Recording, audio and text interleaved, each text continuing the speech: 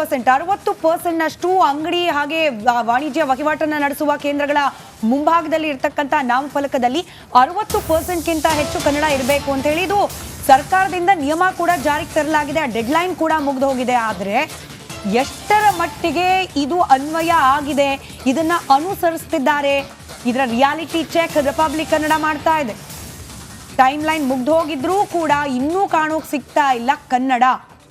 ಕರ್ನಾಟಕದಲ್ಲಿ ಇಟ್ಕೊಂಡು ಕನ್ನಡಿಗರ ಕಾಸ್ನಲ್ಲಿ ಸಂಪಾದನೆ ಮಾಡಿಕೊಂಡು ಇಷ್ಟೆಲ್ಲ ಆಗ್ತಿದ್ರು ಕೂಡ ಕನ್ನಡ ಬಳಕೆ ಮಾಡ್ಕೊಳ್ಳಿಕ್ಕೆ ಇವರಿಗೆಲ್ಲ ಏನು ಪ್ರಾಬ್ಲಮ್ಮು ಗೊತ್ತಿಲ್ಲ. ನೋಡಿ, ದೃಶ್ಯದಲ್ಲಿ ಗಮನಿಸ್ತಾ ಇದ್ರಿ MG ರೋಡ್, ಬ್ರಿಗೇಡ್ ರೋಡ್ ಇತ್ಯಾದಿ ಭಾಗಗಳಲ್ಲಿ ಈಗಲೂ ಕೂಡ ಕಾಣೋಕೆ ಸಿಗ್ತಾ ಇರೋದು, ಕಂಡುಬಿಟ್ಟು ನೋಡಿದ ತಕ್ಷಣ ಕಾಣೋಕೆ ಸಿಗೋದು ಇದೇ ದೊಡ್ಡ ದೊಡ್ಡ ಇಂಗ್ಲಿಷ್ ಅಕ್ಷರಗಳಿರ್ತಕ್ಕಂಥ ಬೋರ್ಡ್ಗಳು.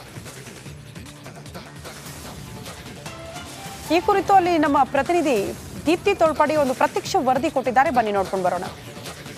ರಾಜಧಾನಿ ಬೆಂಗಳೂರಿನಲ್ಲಿ ಮಳಿಗೆಗಳ ಮುಂದೆ ಕನ್ನಡ ನಾಮಫಲಕವನ್ನು ಹಾಕಲಾಗಿದೆಯಾ? 60% ಅಷ್ಟು ಕನ್ನಡದ ಬಳಕೆಯಾಗಿದೆಯಾ? ರಿಯಾಲಿಟಿ ಚೆಕ್ ಭಾಗವಾಗಿ ನಾನೀಗ ಕಮರ್ಷಿಯಲ್ ಸ್ಟ್ರೀಟ್ನಲ್ಲಿದ್ದೀನಿ. ನೀವು ನೋಡ್ಬೋದು, ಭಾಗಶಃ ಮಳಿಗೆಗಳ ಮುಂದೆ ಕನ್ನಡವನ್ನು ಹಾಕಲಾಗಿದೆ.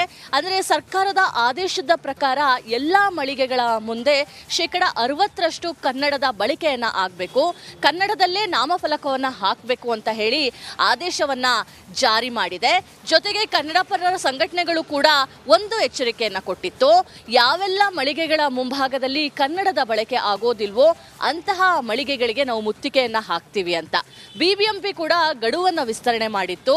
60% ಕನ್ನಡದಲ್ಲಿ ನಾಮಫಲಕ ಇರಬೇಕು ಅಂತ. ಭಾಗಶಃ ಕಮರ್ಷಿಯಲ್ ಸ್ಟ್ರೀಟ್ನಲ್ಲಿ ಎಲ್ಲ ಮಳಿಗೆಗಳಲ್ಲೂ ಕೂಡ ಕನ್ನಡದ ಬಳಕೆ ಆಗಿದೆ. ಆದರೆ ಕೆಲವೊಂದು ಮಳಿಗೆಗಳ ಮುಂದೆ ನಾಮಕಾವಾಸ್ತೆ ಅನ್ನೋ ರೀತಿಯಲ್ಲಿ ಕನ್ನಡದ ಬಳಕೆ ಮಾಡಿರುವಂಥದ್ದು. ಒಂದು ಉದಾಹರಣೆ ಅಂತ ಹೇಳಿದ್ರೆ, ಈ ಒಂದು ಮಳಿಗೆಯನ್ನು ನೀವು ನೋಡ್ತಾ ಇದ್ದೀರಾ, ಇಂಗ್ಲಿಷಿಗೆ ಕೊಟ್ಟಿರುವಂತಹ ಸ್ಥಾನಮಾನವನ್ನು ಕನ್ನಡಕ್ಕೆ ಕೊಟ್ಟಿಲ್ಲ. ಕೇವಲ ಕನ್ನಡದ ಅಕ್ಷರವನ್ನು ಪ್ರಿಂಟಿಂಗ್ ರೂಪದಲ್ಲಿ ಅದನ್ನು ಅಂಟಿಸಿದ್ದಾರೆ. ಅಂದರೆ ಬೋರ್ಡ್ ಆಗಿ ಅದು ಎಲ್ಲೂ ಕೂಡ ಕಾಣಿಸ್ತಾ ಇಲ್ಲ. ಜಸ್ಟ್ ಹಾಕಬೇಕಲ್ಲ ಅನ್ನೋ ರೀತಿಯಲ್ಲಿ ಕನ್ನಡದ ಸ್ಟಿಕ್ಕರಿಂಗನ್ನು ಮಾಡಿರುವಂಥದ್ದು.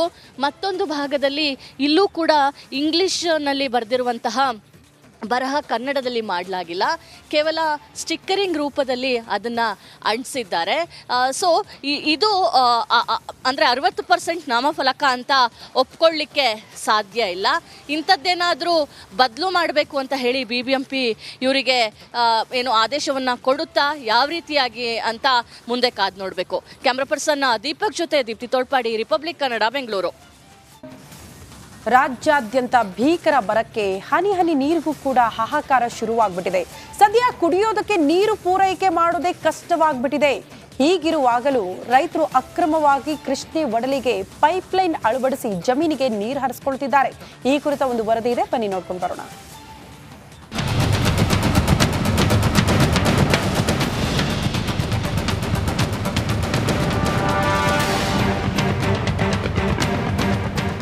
ಖಾಲಿಯಾಗಿ ಕಾಣ್ತಿರುವ ಕೃಷ್ಣೆಯ ಒಡಲು, ಅಲ್ಲಲ್ಲಿ ತಗ್ಗು ಗುಂಡಿಯಲ್ಲಿ ಅಳಿದುಳಿದ ನೀರು. ಕುಡಿಯೋದಕ್ಕೆ ಮಾತ್ರ ಇರುವ ಜೀವಜಲವನ್ನ ಸೂಕ್ಷ್ಮವಾಗಿ ಕಾಪಾಡಿಕೊಳ್ಳಬೇಕಿದ್ದ ಅನ್ನದಾತರೇ ನದಿ ನೀರಿಗೆ ಕನ್ನ ಹಾಕುತ್ತಿದ್ದಾರೆ.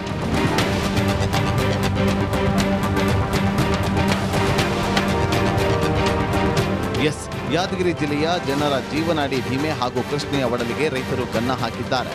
ಶಹಾಪುರ ತಾಲೂಕಿನ ಕೊಳ್ಳೂರು ಗ್ರಾಮದ ಹೊರವಲಯದಲ್ಲಿರುವ ಕೃಷ್ಣಾ ನದಿಗೆ ಪೈಪ್ಲೈನ್ ಅಳವಡಿಸಿ ನೀರು ಎತ್ತುತ್ತಿದ್ದಾರೆ. ರೈತರು ನದಿಗೆ ಪಂಪ್ ಸೆಟ್ ಅಳವಡಿಕೆ ಮಾಡಿ ಸಾವಿರಾರು ಹೆಕ್ಟೇರ್ ಪ್ರದೇಶದಲ್ಲಿ ಭತ್ತ ಬೆಳೆದಿದ್ದಾರೆ. ಹೀಗಾಗಿ ಭತ್ತಕ್ಕೆ ನದಿಯ ನೀರನ್ನು ಹಾಯಿಸಲು ಆರಂಭಿಸಿದ್ದಾರೆ. ಆದರೆ ಹೀಗೆ ನದಿಯ ನೀರನ್ನ ಜಮೀನಿಗೆ ಹರಿಸಿದ್ರೆ ಇನ್ನು 3 ತಿಂಗಳು ಕುಡಿಯೋ ನೀರಿಗೂ ಸಮಸ್ಯೆ ಎದುರಾಗುವುದು ಪಕ್ಕ. ಇವತ್ತು ಆ ಭಾಗದಲ್ಲಿ ಕೃಷ್ಣಾ ನದಿಯಲ್ಲಿ ಎಡದಂಡೆ ಬಲದಂಡೆಯ ಭಾಗದಲ್ಲಿ ಯಾವುದೇ ಬೆಳೆ ಬೆಳಿಬಾರ್ದಂತೇಳಿ ಜಿಲ್ಲಾಡಳಿತ ಒಂದು ಡಂಗುರು ಬಾರಿಸಿತ್ತು ಮತ್ತು KBJN ಅಧಿಕಾರಿಗಳನ್ನ ಇದ್ರ ಬಗ್ಗೆ ಕರಪತ್ರ ಹಂಚುವ ಮೂಲಕ ಮತ್ತು ಇದನ್ನು ಜನರಿಗೆ ಜಾಗೃತಿ ಮೂಡಿಸುವಂಥ ಕೆಲಸನ ಆಯಿತು. ಆದ್ರೂ ಕೆಲವು ವ್ಯಕ್ತಿಗಳು ಅಕ್ರಮವಾಗಿ ಪಂಪ್ಸೆಟ್ಗಳನ್ನು ಹೊಳೆ ದಂಡೆಯಲ್ಲಿ ಬಿಟ್ಟು ಇವತ್ತು ನೀರಿನ ಇಷ್ಟೆಲ್ಲ ಆವಾಗ ಜನರಿಗೆ ಕುಡಿಯೋಕ್ಕೆ ನೀರಿಲ್ಲ ಅಂತ ನಮಗೆ ಬೆಳೆ ಬೆಳೆಯೋದು ತಪ್ಪಾಗ್ತದ. ಕೆಲವು ವ್ಯಕ್ತಿಗಳು ಮಾಡ್ತಾ ಇದ್ದಾರೆ, ಯಾರು ನಿಜವಾಗಿ ರೈತರು ಈ ಟೈಪ್ ಮಾಡೋಕ್ಕಾಗಲ್ಲ. ಇನ್ನು ಬೇಸಿಗೆಯಲ್ಲಿ ನೀರಿಗಾಗಿ ಹಾಹಾಕಾರ ಸೃಷ್ಟಿಯಾಗಬಹುದು ಅಂತ ಜಿಲ್ಲಾಧಿಕಾರಿ ಮೊದಲೇ ಆದೇಶವನ್ನು ಹೊರಡಿಸಿದ್ರು. ಆದರೆ ಕೃಷ್ಣಾ ನದಿ ಪಾತ್ರದ ರೈತರು ಜಿಲ್ಲಾಧಿಕಾರಿ ಆದೇಶವನ್ನು ಉಲ್ಲಂಘಿಸಿ ಭತ್ತ ಬೆಳೆದಿದ್ದಾರೆ. ಸದ್ಯ ಕುಡಿಯಲು ನೀರಿಗೆ ಹಾಹಾಕಾರ ಶುರುವಾಗಿರುವಾಗ ಭತ್ತದ ಬೆಳೆಗೆ ನೀರು ಪೂರೈಕೆ ಮಾಡಿದ್ರೆ ಹೇಗೆ ಅಂತ ಜನ ಪ್ರಶ್ನೆ ಮಾಡ್ತಿದ್ದಾರೆ. ಏನಂದ್ರೆ ಏನು ರಿಲೀಸ್ ಆಗ್ತಾ ಇದ್ದೀವಿ ಅದು ಅತಿ ಮುಖ್ಯವಾಗಿ ನಾವು ಜನರಿಗೆ ಮತ್ತು ದನಕರುಗಳಿಗೆ ಜಾನುವಾರುಗಳಿಗೆ ಕುಡಿಯೋಕ್ಕೆ ಮಾತ್ರ ರಿಲೀಸ್ ಆಗ್ತಾ ಇರುವಂಥದ್ದು. ಇದನ್ನು ಯಾವುದೇ ರೀತಿಯಲ್ಲಿ ಪೋಲಾಗದಂತೆ ಕ್ರಮ ವಹಿಸಿ ಅಂತ. ಮತ್ತು ಈ ನಿಟ್ಟಿನಲ್ಲಿ ನೀರು ಬಿಡುಗಡೆ ಆಗ್ತಿರ್ತಾರೆ. 2 ಕಡೆಯಲ್ಲಿಯೂ ಸಹ ಯಾರಾದರೂ ಅನಾಥರೈಸ್ಡ್ ಈ ಥರ ಹಾಕಿದ್ರು, ಪಂಪ್ಸ್ ಸ್ಟೇಷನ್ಸ್ ಇದು ಮೋಟಾರ್ಸ್ ಹಾಕಿದ್ರು ಅಂದರೆ ಅವುಗಳನ್ನು ಸೀಸ್ ಮಾಡುವಂಥದ್ದು, ಒಂದು ವಾಚ್ ಆ್ಯಂಡ್ ವಾಟ್ ಟೀಮ್ಗಳನ್ನು ಅವರ ಹಂತದಲ್ಲಿ ಮಾಡಿಕೊಂಡು ಫೀಲ್ಡಲ್ಲಿ ವಿಸಿಟ್ ಮಾಡಿ ಅಂತ ಆ ರೀತಿ ಮಾಡ್ತಾ ಇದ್ದಾರೆ. ಒಟ್ಟಿನಲ್ಲಿ ಅಧಿಕಾರಿಗಳ ಎಡವಟ್ಟಿನಿಂದ ಜನ ನೀರಿಲ್ಲದೆ ಹೈರಾಣಾಗ್ತಿದ್ದಾರೆ. ಕೂಡಲೇ ಅಧಿಕಾರಿಗಳು ಎಚ್ಚೆತ್ತು ಕೃಷ್ಣಾ ನದಿಗೆ ಅಳವಡಿಸಿರುವ ರೈತರ ಪಂಪ್ ಸೆಟ್ಗಳನ್ನು ಬಂದ್ ಮಾಡಿಸಬೇಕಾಗಿದೆ. ನಾಗರಾಜ್ ಮಗದುಮ್ಮ, ರಿಪಬ್ಲಿಕ್ ಕನ್ನಡ, ಯಾದಗಿರಿ.